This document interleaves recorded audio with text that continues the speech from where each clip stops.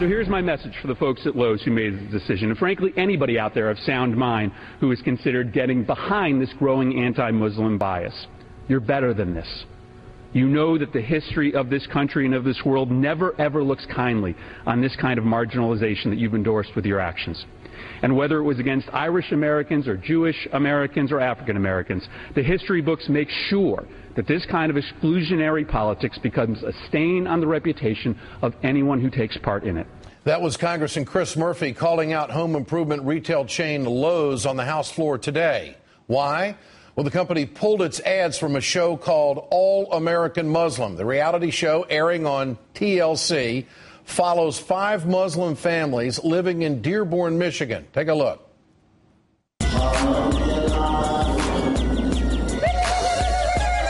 The city of Dearborn, Michigan. Dearborn is a whole nother world. Being in Dearborn has allowed us to practice our faith without losing our sense of American patriotism. So why would Lowe's pull ads from a show like that? Because one right-wing group told it to? Lowe's and scores of other companies had been the target of a campaign by the Florida Family Association. The group claims the show, quote, is propaganda that riskily hides the Islamic agenda, clear and present danger to American liberties and traditional values. So what we have here is a major American company, Lowe's, caving to bigotry. The Florida Family Association, you might think, must be a pretty large and influential group to be able to pull off a stunt like this. Well, according to Think Progress, the group has only one paid staff member.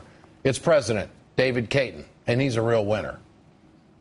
Well, the show portrays these 5 Muslim families that are not representative of the entire Muslim faith.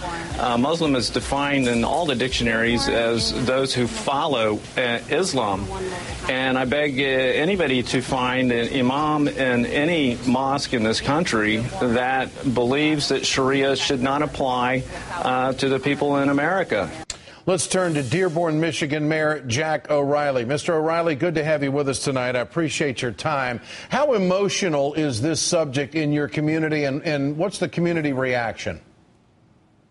Well, since it's a continuum of an onslaught that's been going on for some time, we're beginning to take it in stride in the sense that we understand that there are these people out there who are just putting out, and it's been said already, propaganda, things that are to create fear, and then the fear is to get their emotions aroused. And it concerns us greatly, but it's becoming something of a fixture in the fabric of our country. Dearborn has the highest population of Muslims in America. What does this group in Florida not know about the members of your community?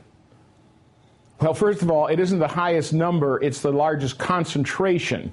Actually, just in Detroit area alone, we have about 34,000 Muslims in Dearborn, or 35,000 actually Arab Americans, not all Muslims, quite honestly.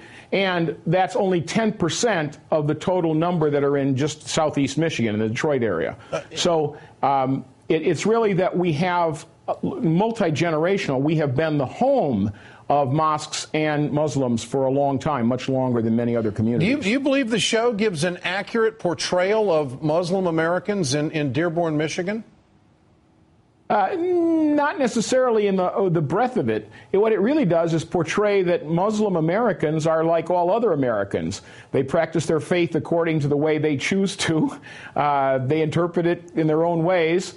And they have the same concerns, interests that we do. They're just like us in terms of what they think about on a day-to-day basis and what they do on a day-to-day basis. What do you think Lowe's should do about this? Do you think that they have done a misstep here?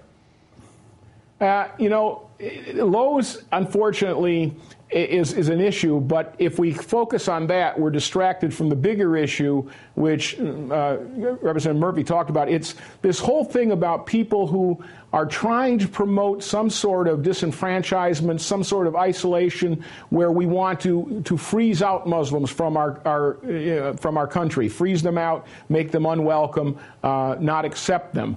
That's really tragic, and it certainly goes against, these are people who claim to love America, and yet they're going against its basic tenets. Well, do you think that people should boycott Lowe's? Well, I'm not sure, because then it shifts it. What we really need to do is have people begin to think about this whole thing. Look at the show and see these people. These are people in my community. I know all of them. Some I know just tangentially, some I know very well. But they're people in our community. So look at them. See, this is what the group is afraid of. This is what people don't want. They're afraid that if people actually see what real American Muslims look like, how they behave, they're going to realize, gee, they're just like people in my community. They're just like people down the street from me.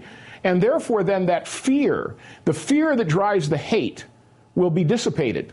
And that's what they're afraid of. All these people who want us to hate people because they have an agenda don't want people to see them behaving in normal ways. So how do you think David Caton is a hate merchant?